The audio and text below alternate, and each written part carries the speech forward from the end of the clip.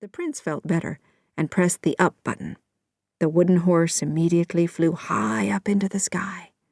They kept flying until they came to the prince's city. The prince was very happy to see his home again. He left his princess in one of his father's beautiful gardens, telling her to stay there and watch the horse carefully.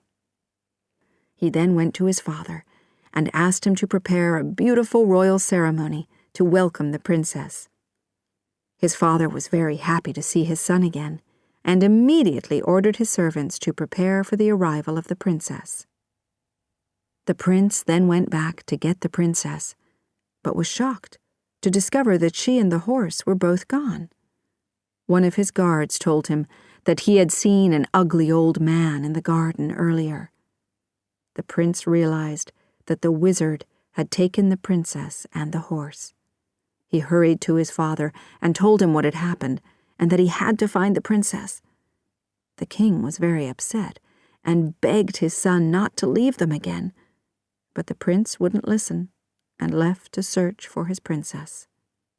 The prince had been right.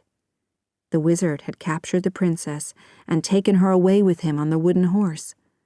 The princess cried and cried as the horse flew through the sky. Eventually, they came to the land of the Greeks, and the wizard stopped to rest in a green field with trees and clear water. The field was very near a large city. The king of that city was out hunting that day, and found the horse, the old man, and the princess.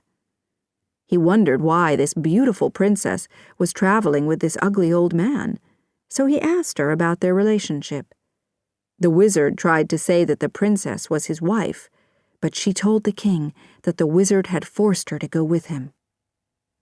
When he heard this, the king commanded his soldiers to throw the wizard into prison. The king took the princess with him and put the beautiful horse with his other treasures in a special room in his palace.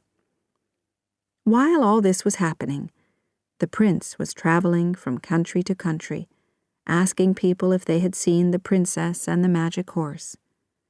He eventually arrived in the land of the Greeks and heard some merchants talking in the market about the king's discovery of the princess, the old man, and the horse.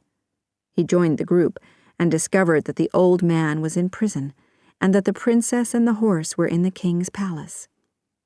He immediately traveled to the palace, but it was too late for the guards to take him to the king, so they decided to put him in prison for the night. But first, because he was such a pleasant young man, they shared their meal with him. They started talking and asked him where he was from. When he told them he was from Persia, they laughed and said that all Persians told terrible lies. "And the worst of you is in our prison right now. He says he's a wizard. When the king found him, he had a beautiful young woman and an amazing wooden horse with him. The king has fallen in love with the woman, but she's completely crazy. If this old man was really a wizard, he could save her. But he can't. The king has spent almost all his money this past year on doctors to try to cure her, but nothing has worked. The horse is locked away in a special room, and the old man is locked up in this prison." Finally, it was time for the guards to lock the prince up for the night. As he sat in his cell, he heard the old man crying and talking to himself in the next cell.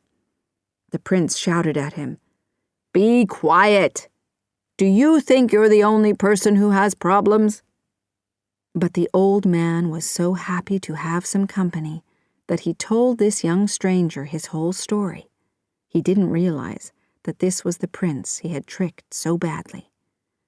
As the prince sat there in the darkness, listening to the wizard's complaints, he had an idea for freeing his princess. The next morning, when the guards took him to meet the king, the prince told the king that he was a doctor from Persia who traveled the world helping sick and crazy people. The king became very excited. "Oh, doctor, I'm so happy to meet you," he said, "and you've come just in time. Thanks to Allah." He then told the prince all about the princess and the horse. "If you can cure my princess, I'll give you anything you desire in payment," he promised the prince happily.